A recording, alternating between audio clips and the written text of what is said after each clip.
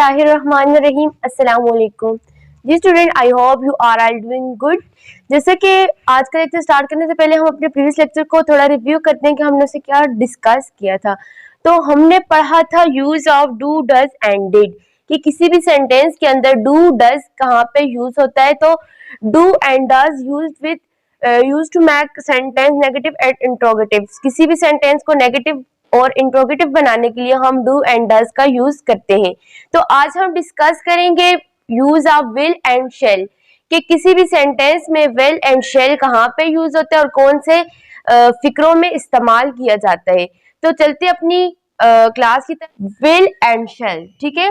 We use will and shall in the sentence to express some action to be done in future. हम will and shall को किसी भी sentence में use करते हैं जब हम मुस्तकबिल में कोई भी काम को कर लेते हैं, मतलब कि जो आने वाला जमाना है हम उसमें किसी भी एक्शन को डन करते हैं, तो हम उसमें कौन सा वर्ड्स यूज करते हैं, विल एंड शेल टू।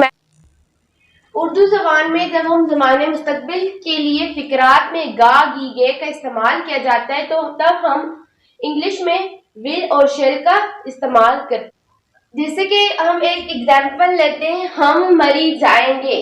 जब भी किसी सेंटेंस के आखिर में गा गी गे आ जाएगा तो हम उसको कैसे इंग्लिश में बनाएंगे, तो हम विल एंड शेल का यूज करके बनाएंगे, ठीक है।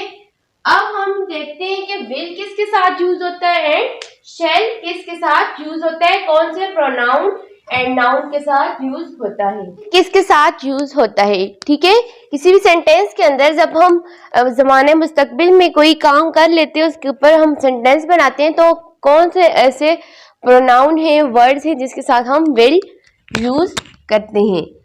ही, शी, इट, यू एक्सेट्रा, इन सब के साथ हम क्या यूज करते हैं, विल यूज करते हैं। He will, she will, it will, you will, इन सब के साथ हम क्या यूज करते हैं, विल यूज करते हैं।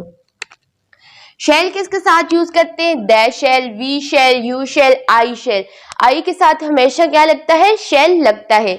इसके बाद हम अगर कोई भी किसी भी सेंटेंस को हम अगर इंट्रोगेटिव बनाए, तो हम सबसे पहले क्या करते हैं, शेल एंड वेल को सबसे पहले स्टार्ट में ले आने से हमारे पास सेंटेंस क्या बन जाता है, इंट्रोगेटिव बन जाता है। और एंड पे क्या करते हैं, हम क्वेश्चन मार्क लगा देते हैं। क्लियर है आपको। नेक्स्ट है, हम इसको नेगेटिव कैसे बनाते हैं। मनफी जुमलों के लिए नॉट को विल और बी या शेल और बी के दरमियान लगा लेते हैं। मीन के ही, एग्जाम्पल है, he will not be, he will not be.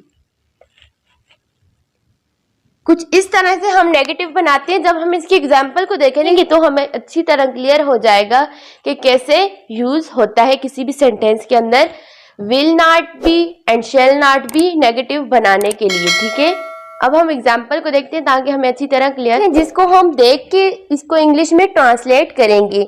यहाँ पे सेंटेंस है, मैं कल मरी जाऊंगा। लास्ट में क्या आया है, गा गी गे। जब भी किसी भी सेंटेंस में के आखिर में गा गी गे आएगा, तो हम उसको इंग्लिश में ट्रांसलेट कैसे करेंगे, विल एंड शेल को यूज करके। यहाँ पे सेंटेंस है, मैं कल मरी जाऊंगा।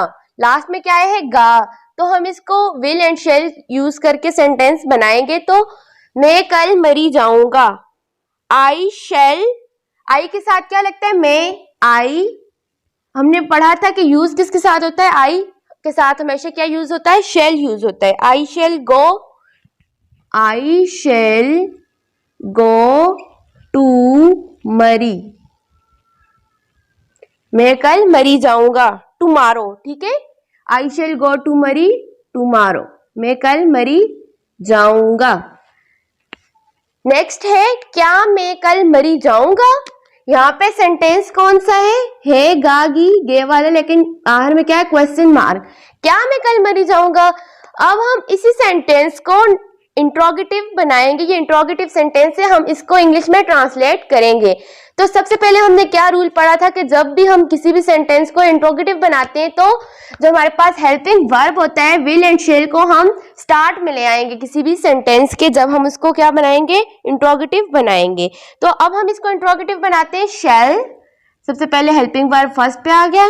शैल आई गो टू मरी, आगे सारा वही होगा, सिर्फ जो हेल्पिंग वर्ब है उसको स्टार्ट में ले आएंगे। शैल आई गो टू मरी टुमारो, ठीक है। नेक्स्ट एग्जाम्पल है वो ग्राउंड में मैच खेलेगा। खेलेगा लास्ट में क्या है, गा, वो ग्राउंड में मैच खेलेगा। ही विल, ही के साथ क्या लगेगा, शेल लगेगा, वेल, वेल लगेगा। He will play match in the ground, ठीक है। नेक्स्ट एग्जाम्पल है क्या हम पतंगे नहीं उड़ाएंगे। यह यहाँ पे कौन सा सेंटेंस है, नेगेटिव सेंटेंस है। इसको हम इंग्लिश में कैसे ट्रांसलेट करेंगे देखते हैं। क्या हम पतंगे नहीं उड़ाएंगे, लास्ट में क्या है, प्लूरल है, तो हम यहाँ इसके साथ क्या यूज करेंगे, shall. Shall we not fly kites, ठीक है। नेक्स्ट है क्या तुम सुबह यहां होगे। ये कौन सा सेंटेंस है, इंट्रोगेटिव है, सवालिया जुमला है, तो हम इसको इंग्लिश में कैसे ट्रांसलेट करेंगे। तुम सुबह यहां होगे। Will you not be here in the morning. Will you not here in morning, in the morning, last पे क्या लगा देंगे, क्वेश्चन मार्क। जब भी हम किसी भी सिंपल को चेंज करेंगे नेगेटिव में तो हम क्या लगा देंगे, विल नॉट, शैल नॉट, ठीक है। इसके बाद विल एंड शैल के बाद नॉट लगा देंगे। अगर हम बी लगाते हैं तो will not be and shall not be लगा देंगे। मिड में हम नॉट लगाएंगे और फर्स्ट पे शैल नॉट बी, ठीक है। तो हम नेगेटिव में चेंज कैसे करेंगे, हम will not and shall not be लगाएंगे। और हम अगर उसको सेंटेंस को इंट्रोगेटिव बनाए तो हम फर्स्ट पे क्या ले आएंगे, शेल एंड वेल को ले आए, तो लास्ट में क्वेश्चन मार्क लगाने से हमारे पास सेंटेंस इंट्रोगेटिव बन जाएगा। तो दोस्तों आज का लेक्चर यहाँ पे हम एंड करते हैं। अगर आप हमारे चैनल पर नए हैं तो जरूर इसको सब्सक्राइब करें और साथ में बेल आइकन को प्रेस करें ताकि आपको हमारी हर आने वाली नई वीडियो रिसीव हो जाए। अल्लाह हाफिज।